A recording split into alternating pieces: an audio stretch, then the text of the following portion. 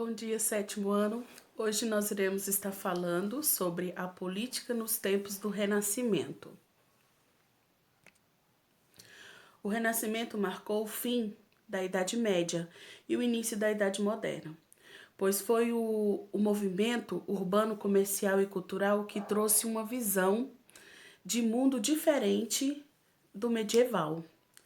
Foi aí que surgiu a Idade Moderna, certo? O renascimento cultural, dentre outros aspectos do humanismo, influenciou as artes, a religião e a política. Na religião, as pessoas elas começaram a querer ter mais conhecimento da Bíblia, a entender mais a Bíblia.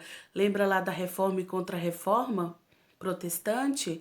Então veio a influenciar aqui nesse momento do Renascimento. As mudanças políticas.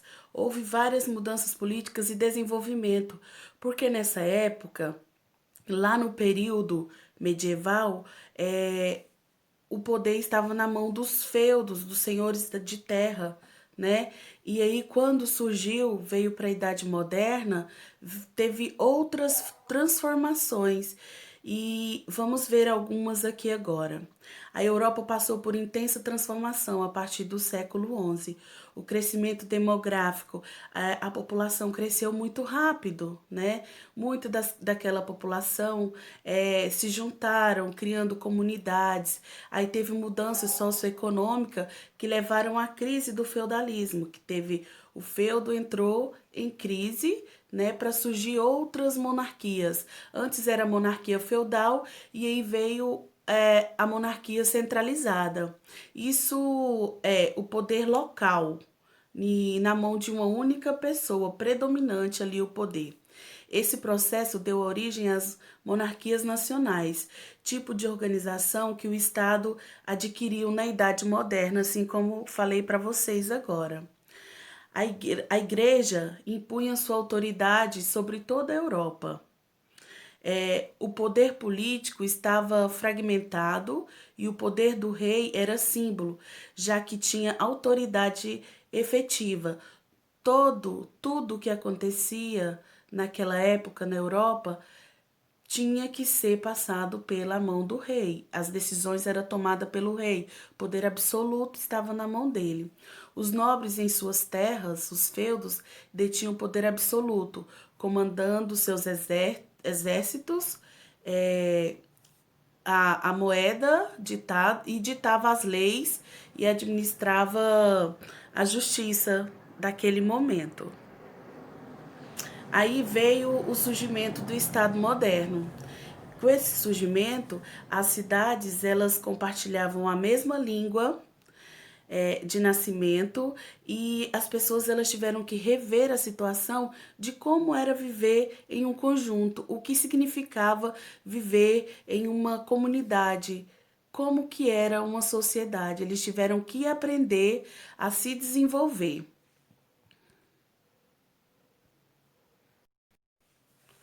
Com o surgimento da burguesia, veio a necessidade de ter uma aliança com os reis, né, dessa época, porque eles sabiam que poderiam se beneficiar.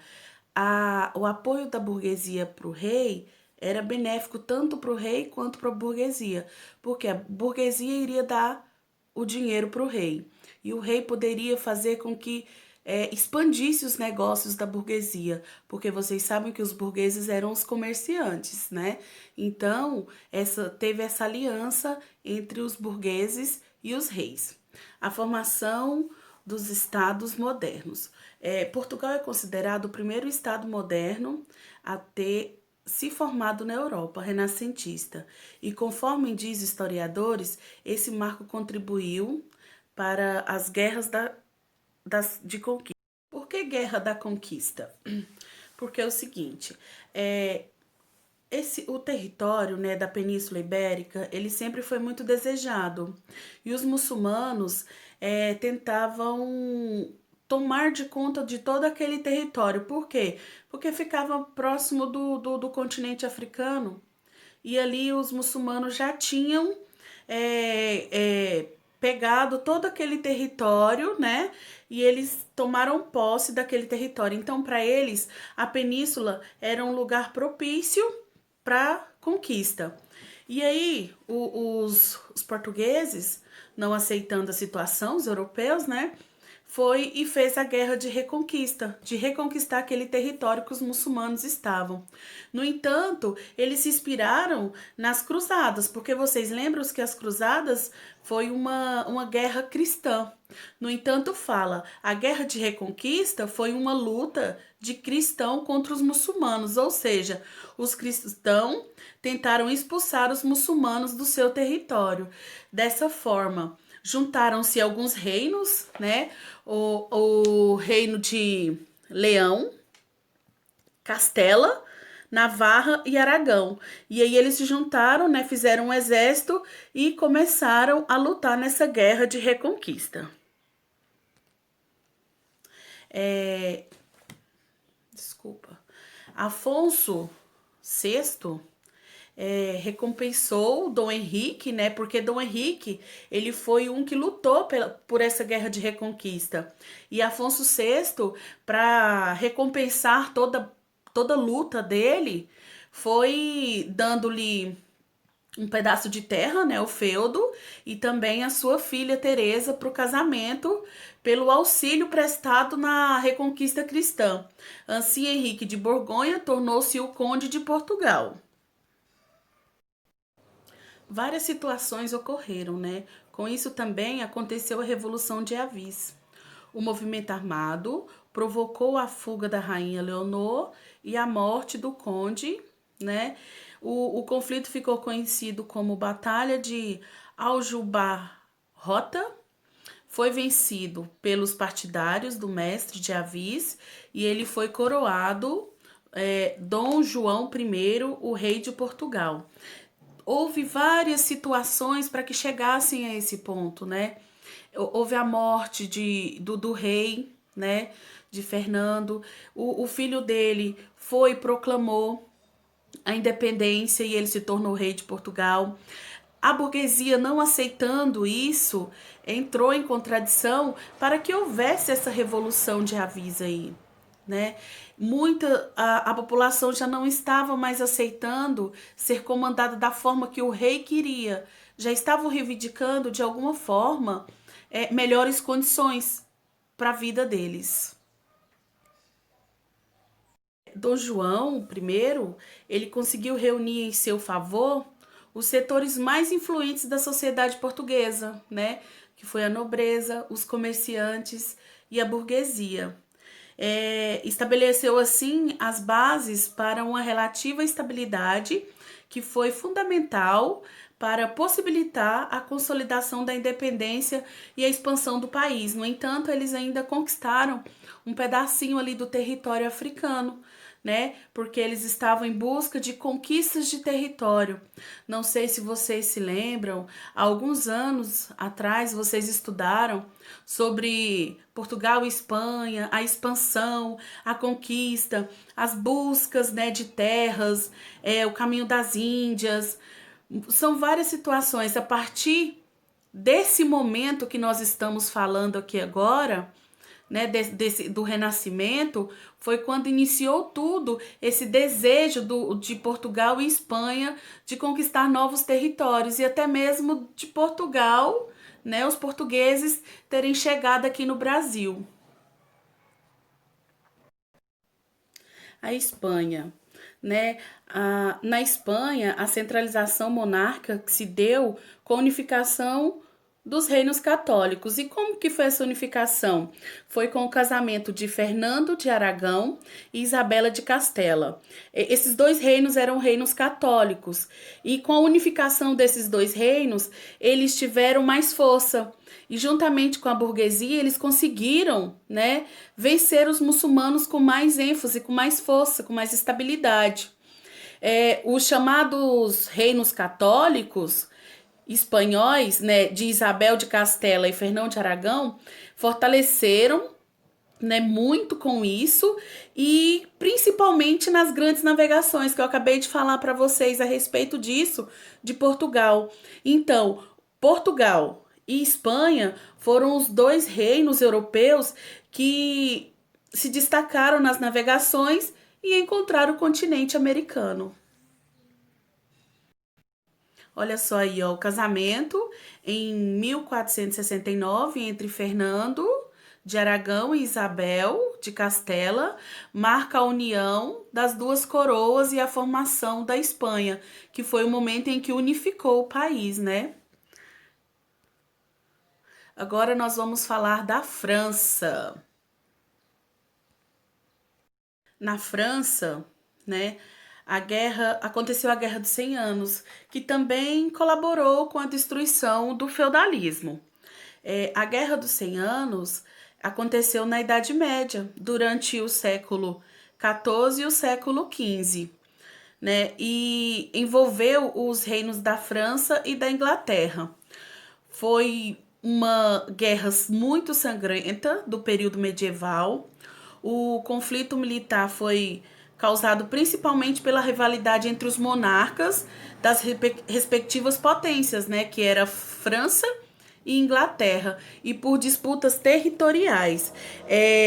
Mas em 1453, o rei Carlos VII, né, conseguiu vencer os ingleses e acabar com essa guerra, com a guerra dos 100 anos. Entre essas situações estava aí, ó, uma heroína, Joana d'Arc. O rei Carlos VII ficou sabendo dessa menina, né, de 16 anos, analfabeta, sem nenhum conhecimento sobre práticas militares, só que ele ficou sabendo dela que ela tinha visões, recebia algum tipo de visão, né, e entregou um exército para ela. E com isso, ela venceu a guerra, né, ajudando a combater a Guerra dos 100 Anos e conquistando algumas cidades. Essa cidade foi Orleans, a cidade foi Orleans, né? Ela venceu ajudando a vencer a Guerra dos 100 Anos. O fim da guerra trouxe um novo e trágico problema para a França, que foi as guerras religiosas entre o catolicismo e o protestantismo calvinista. Vocês se lembram que anteriormente estava tendo essa rivalidade, né? A França católica, né, com a união de reinos aí católicos, não aceitavam o protestantismo. Então houve várias guerras, vários conflitos, vamos dizer assim, entre os protestantes e os católicos. Houve também outras situações, né? Os massacres da Noite de São Bartolomeu. O que foi esse massacre? Pode-se dizer massacre ou Noite de Bartolomeu? Foi um episódio sangrento na repressão aos protestantes na França pelos reis franceses, que eram católicos. Esses assassinatos aconteceram em 23 e 24 de agosto de 1572, em Paris, no dia de São Bartolomeu. Por isso que esse massacre ficou conhecido. Aproveitava um pouco da situação, né, gente?